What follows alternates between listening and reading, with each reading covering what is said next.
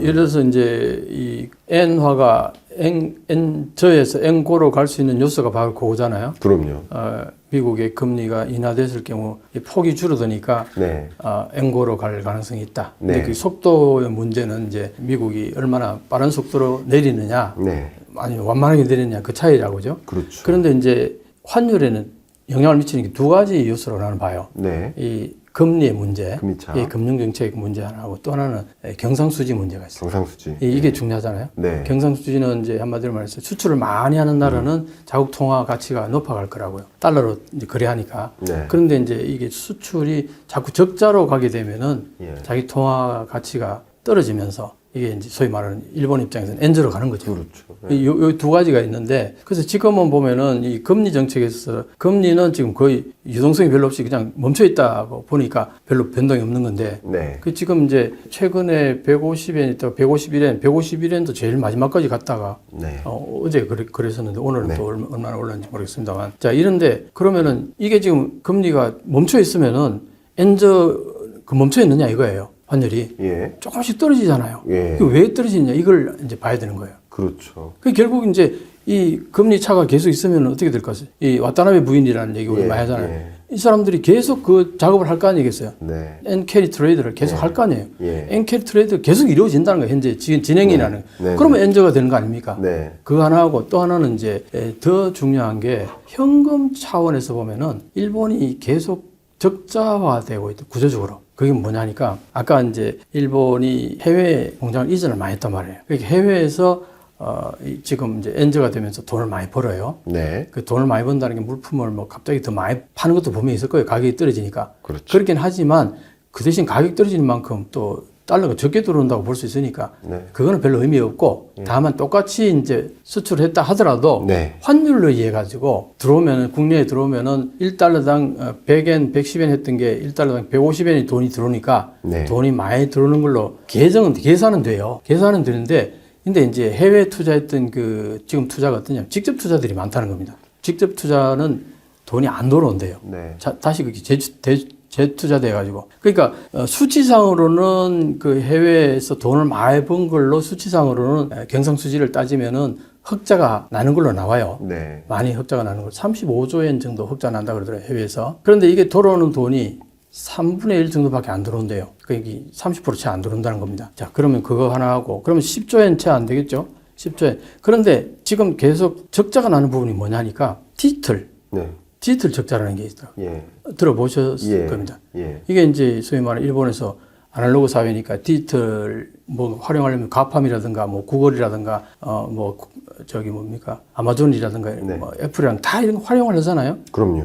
그게 들어가는 돈이 엄청나다는 거예요. 빠져나가는 돈이. 그게 5.7조예요. 예. 작년 해도. 예. 그러니까 그거 하고요. 또 하나는 이제 지금 최근에 올해 들어와 가지고 그 뭡니까 소액 투자자들에게 비과세 제도를 새롭게 좀 더 강화해 가지고 네. 소액 투자자들을 장려하는 측면에서 그 니사라고 NISA 네. 그 제도를 지금 일본 정부가 이제 활용을 하는데 그게 뭐냐니까 지금까지 일반 개인들이 투자를 거의 안 했잖아요. 일본은 우리는 개미 군다, 청학 개미 뭐 그러면 그런 얘기도 있고 뭐 그런데 일본은 그런 용어들 없는 것 같아요. 네. 왜냐하면은 주식 투자에 개미들이 그렇게 많이 투자를 안 한 거예요. 일본은. 와타나베 부인이 있어서 그런 그렇지. 건가요? 와타나베 부인이 있어서 그런지 네. 일본에는 그런 건 없는. 그러니까 이제 요번에 일본 정부가 니사라는 제도를 통해 가지고 개인이 적극적으로 투자를 하라. 그 제도를 이제 이번에 활용을 했단 말이에요. 네. 그러니까 이제 장롱에 숨어 있던 돈들이 이제 빠져나오는 거예요. 그러면 이 돈이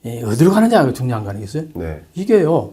해외 투자를 한다는 거예요. 예. 60% 정도가 미국으로 투자를 하고 네. 거의 한 70% 정도는 해외 투자 다 버텨요. 해외 투자되면 어떻게 됩니까? 엔화를 팔고 달러를 사는 거잖아요. 네. 그 여기에 또 이게 적자가 나는 거예요. 그래서 이 부분도 7조에서 9조 정도 빠져나가더라고요. 네. 자, 그러면은 아까 디지털 적자에다가 이 적자까지 합치면은 돈 벌어 들어오는 것보다 돈 빠져나가는 돈이 달러가 빠져나가는 게 훨씬 더 많은 거예요. 이게 구조가 된다는 거야, 앞으로. 그러면 계속 이제 현금 흐름을 봤을 때는 경상수지가 계속 적자로 가는 이 마이너스 구조라는 거예요. 네. 그래서 N저로 계속 갈 수밖에 없다. 네.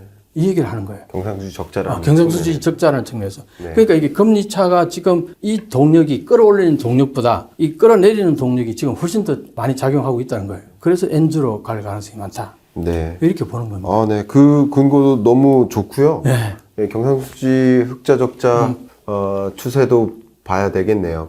저는 여기에 좀 한 가지 또 보고 있는 게 네. 환율을 결정하는 또 변수가 네, 네. 공포감으로. 그렇죠, 그렇죠, 공포. 그렇죠. 그러니까 전쟁 나듯이 공포감이 치닫으면 이 두 가지 요소를 그냥 무시하고 공포감 때문에 강달러 현상이 야기되잖아요, 항상. 그것 심리니까.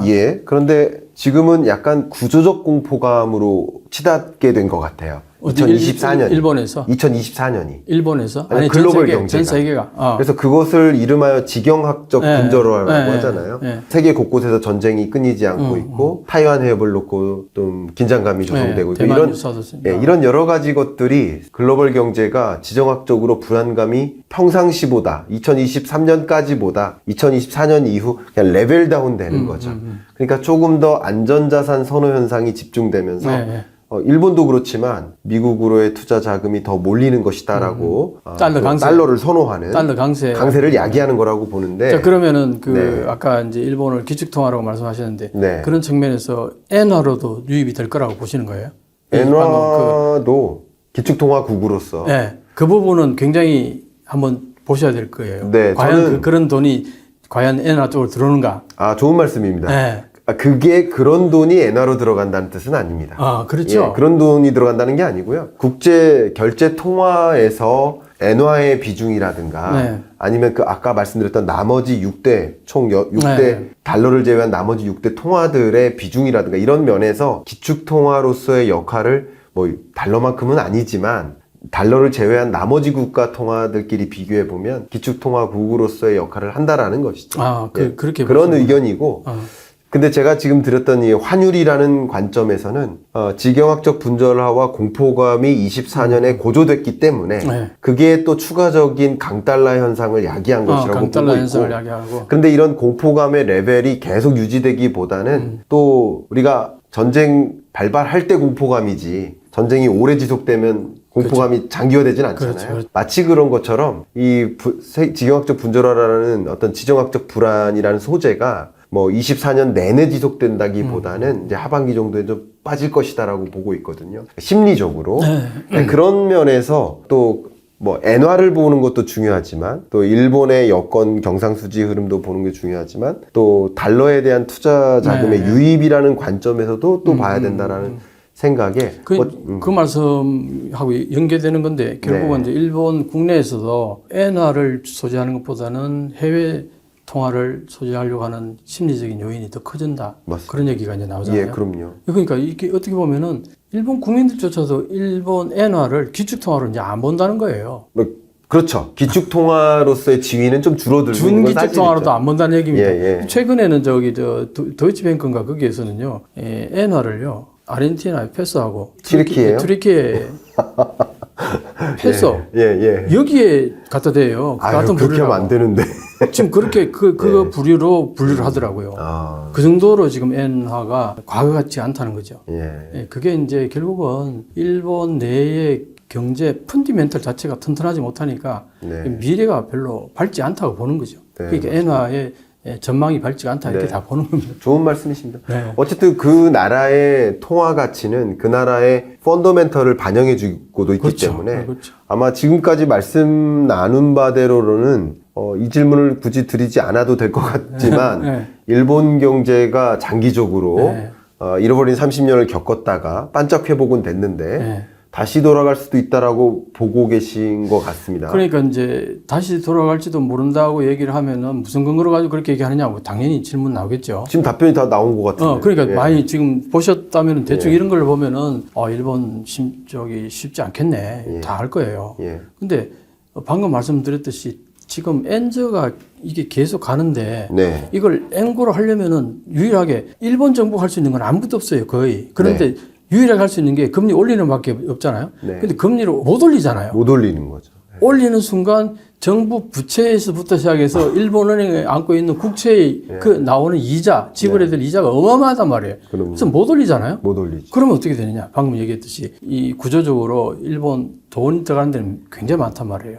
디지털 그쪽으로는 소위 말하는 미국에 돈이 엄청 들어가고 있어요. 그러니까 그렇게 빠져나가는 돈하고 방금 말했던 그 이제 일본 니사 같은 이런 걸 통해 가지고 일본 국민들이 장롱 속에 있던 돈도 그 달러로 바뀌면서 계속 빠져나간단 말이에요. 이게 그 돈이 아까 말했 7조에서 9조엔 적은 돈이 아니잖아요. 그럼요. 그러니까 이게 더 앞으로 더 빠져나갈 가능성이 많으니까 엔저로 갈 동력은 더 많이 생긴다는 거죠. 네. 그러니까 엔저가 계속되면 어떤 현상이 벌어지냐. 방금 말했듯이 중소기업은 죽을 맛인 거예요. 중소기업은 수출이 되는 게 아니니까 네. 계속 비싼 물자를 들여와가지고 물건을 만들어야 되잖아요. 네. 이게 이제 가격을 반영 안 할 수 없어. 가격을 반영하면은 일본 국내 소비자들 입장에서는 내 임금은 줄어들었는데 물가는 올라가면 안 살 거 아니에요. 네. 그럼 더 축소가 되는 거예요. 그러겠죠. 이게 악순환이 될 가능성이 많아요. 네. 다만 이제 대기업은 살판 났죠. 소수 대기업만. 그러니까 어쨌든 엔저니까 일본 기업 입장에서는 네. 수출하는 기업은 좋은 것이고 수출하는 수입하는 기업은 힘든 것이죠. 그러니까 이게 완전히 이분화되는 거죠. 예, 좋은 포인트입니다. 일본 경제가 어쩌면 다시 잃어버린 30년으로 진입할 수 있다라는 그런 표현을 주셨는데 마지막 질문을 좀 드리도록 하겠습니다. 정말 저도 많은 사람들을 만날 때마다 저한테 묻는 질문, 아마 많은 분들이 갖고 계신 그 질문, 우리도 일본 따라 갑니까? 지금 중국의 일본화라는 주제도 던져졌거든요. 그러니까 일종의 피크 차이나 같은 거죠. 예전의 고성장은 다시는 없다. 그렇죠. 이런 건데 그런 거겠죠. 우리나라도 뭐 죄송스러운 표현이지만 피크 코리아라는 표현을 저도 이미 해드렸는데 어떻게 보십니까? 우리도 일본 따라 갈 것이라고 보십니까? 그 견해를 여쭙고 싶습니다. 또 한일 역전의 저자로서 한번 여쭤보도록. 미국이 한때 막 지는 해라는 얘기 많이 나왔었죠. 네. 사실 미국이 이제 리더십 끝났다는 얘기 많이 나왔었어요. 네. 그때 바운드 투 리더라는 책을 썼는 조셉 나이 네. 같은 경우는 아니다. 네. 미국은 그렇게 쉽게 그렇게 가라앉지 않는다. 네. 실제로 어떻습니까? 지금 다시 막 완전히 피어오르잖아요. 그럼요. 저게 어디에서 나온 거라고 보세요? 89년도에 시가총액, 전 세계 시가총액 1위부터 20위로 보면은 거기 일본 기업이 14개가 들어있어요. 네. 미국이 한 두 개 있고 뭐 중국이 하나 들어있고 뭐 이런 식이었는데 2020년 현재 보면은 미국이 거의 다 차지하고 있어요. 차지하죠. 그게 들어가는 기업들이 뭡니까? 대부분이 디지털 관련된 기업. 그래서 내가 하고자 하는 얘기 뭐냐? 한국이 일본을 따라가느냐? 천만의 말씀. 우리는 다르다. 왜 그러냐? 일본은 아날로그 사회고 한국은 디지털 사회예요. 미국이 디지털로 인해서 저렇게 부흥했듯이 한국은 앞으로 이 디지털 가지고 여기서 어마어마한 부가가치를 창출해내는 뭔가가 나타날 거예요. 네. 왜? 우리 한류가 갑자기 이렇게 꽃을 피운 거와 마찬가지로. 그렇죠. 앞으로 나는 한국은 디지털 사회가 이게 다 완성되어 가면 거기에서 많은 부가가치를 창출하는 기업들이 나는 나올 거라고 봐요. 네. 그런 의미에서 보면 일본은 아날로그 사회란 말이에요. 아날로그 사회는 이런 겁니다. 공장을 주로 제품을 만들잖아요. 그거는 거기에 제품 만들어가 파는데 그 이동 수단도 있어야 되고 거기에 부가가치 부가로 들어가는 돈이 많이 들어가요. 네. 그걸 하나 상품을 팔아서 수익을 남기기까지. 네. 그런데 이 디지털은 그게 아니잖아요. 만들어가지고 이게 이동 수단도 별로 없어요. 광케이블에서 여기서 미국으로 그냥 쏴버리면 바로 그냥 가는 거 아닙니까? 이게 무슨 뭐 물류 이동 비용이 듭니까? 안 들잖아요. 그런데 디지털은 부가가치가 굉장히 높다는 거죠. 네. 그렇게 본다면 한국은 디지털 사회다. 일본은 아날로그 사회니까 부가가치가 딱 정해졌어요. 네. 기껏 잘해봐야 5%, 10%, 많으면 30%인데 디지털은 그게 아니라고요. 없던 데서 막 만들어져가지고 100%, 200%, 어떨 때 10,000%도 막 나온다고요. 네. 비율이. 그래서 나는 한국은 잘 정비된 디지털 사회이기 때문에 일본을 따라간다는 거는 어불성설이다. 그 부분을 이제 하고. 그러면 왜 그런 얘기가 나오냐 하니까 그 부분 이거예요. 저출산, 그 다음에 고령화 사회, 그 다음에 부동산 문제. 최근에 부동산 우리가 지금 어렵잖아요. 네. 요게 과거에 일본의 버블 때 부동산이 쭉 올라갔다가 꺼지는 그 모습하고 비슷하잖아요. 네. 근데 이건 있어요. 그래프 이렇게 가서 팍 꺼지는 거하고 요렇게 가서 꺼지는 거하고 형태는 비슷하지만 네. 그 정도가 전혀 다르다는 거죠. 다르죠. 네. 우리는 형태는 분명히 일본의 그때 버블 때 쫙 올라갔다가 갑자기 푹 꺼지는 거하고 닮긴 닮았는데 그래프가 닮긴 닮았어요. 근데 강도는 전혀 다르다. 그 얘기를 좀 말씀드리고 싶고. 예. 그러니까 그 부분 고령화, 저출산 이런 문제는 일본이 먼저 그런 어떤 어려움을 겪었잖아요. 그거는 사회가 발전돼 나가면서 따라가는 부분이 없잖아요. 있으니까 중국도 그런 현상이 나타나니까 이거는 어쩔 수 없이 우리가 일본을 따라가느냐? 그럼 따라간다고. 왜? 얘들이 앞서갔으니까 그 길을 따라간다고 보는데 요거는 일부분이라고 해요. 내가 볼 때는 네. 우리 전체 부가가치 한 30% 정도, 나머지 한 70% 정도는 우리는 디지털 사회다. 디지털 사회는 아날로그로 따라갈 수 없다. 저렇게 이제 보는 거죠. 네, 너무 좋은 의견 주셨고요. 저도 말씀에 상당 부분 공감이 갑니다. 그러니까 인구 구조적으로 보면 일본의 모습이 뭐 마치 우리의 미래인 것처럼 네. 쫓아가는 모습처럼 보이긴 하지만 네. 인구 구조 변화가 전부는 아니고 일본은 그냥 고인물처럼 산업 패러다임 변화에 같이 움직이지 못하는 모습이고 네, 그거죠. 근데 우리는 그 산업 패러다임 변화를 계속 일구고 다른 산업으로 또 다른 산업으로 계속 진전해 나간다면 뭐 일본처럼 가지 않을 수 있겠다. 분명히 다르다고. 예, 일본 같은 경우는 정말 여행을 가봐도 동전 없이는 못 살 것 같은 나라인데 우리나라는 동전을 쓸 데가 없는 나라인 거죠. 그만큼 변화에 민감한 그런 모습을 보이고 있기 때문에 일본 따라가지 않을 수 있다라는 희망적인 메시지도 주셔서 너무나 도움이 됩니다. 제가 오늘 박사님하고 처음 뵙고 일본 경제에 대해서 좀 논의를 많이 해봤는데 저도 많이 배울 수 있었고 제가 미처 보지 못했던 그런 부분들도 이렇게 돌아서 들여다볼 수 있는 시간이 됐던 것 같습니다. 오늘 경영난과 토론합시다에 처음 출연하셨는데 토론에 임했던 소감 말씀 여쭙고 마무리하겠습니다. 사실 처음에는 이게 약간 이제 그동안 내가 나갔던 유튜브하고 조금 다른 포맷이니까 조금 적응하는데 좀 시간이 조금 걸린 것 같은데 금방 적응이 돼서 이게 훨씬 더 재밌네요. 재밌죠. 훨씬 재밌고 바로바로 그때 문제 요소들을 서로 커뮤니케이션 하니까 깊이도 좀 더 있어지는 것 같고 맞습니다. 훨씬 좋은 것 같네요. 이 반복되지 않잖아요. 딴 데는 내가 가면은 내가 딱 그 원고 썼는 걸 이제 읽는 같은 느낌이 나는데 전혀 그게 아니라 바로바로 이제 커뮤니케이션이 되니까 훨씬 낫습니다. 앞으로 또 기회가 있으면은 좀 더 깊이 있게 한번 들어가 봤으면 좋겠습니다. 반도체도 있잖아요. 이런 반도체도 있잖아요. 너무 감사하고요. 우리 독자분들도 비슷한 소감을 가지셨으리라고 그랬으면 믿고요. 좋겠습니다. 또 박사님 다음에 또 기회가 된다면 좀 초대에 응해주시면 또 일본 경제의 또 깊숙한 부분을 또 한번 파고 들어가 보면 어떨까? 좋습니다. 지금까지 한일 역전의 저자 이명찬 박사님과 함께했고요. 여러분들께서도 일본 경제를 좀 바라보는데 또 세계 경제 또 중요한 부분을 GDP 수준으로도 뭐 3위, 4위를 왔다 갔다 하니까 그만큼 중요한 일본 경제 또 이웃나라 일본 경제 어떤 모습인지 좀 가늠하시는데 크게 도움이 됐길 바라고 이상 오늘 토론 마무리하겠습니다. 감사합니다. 감사합니다. 네.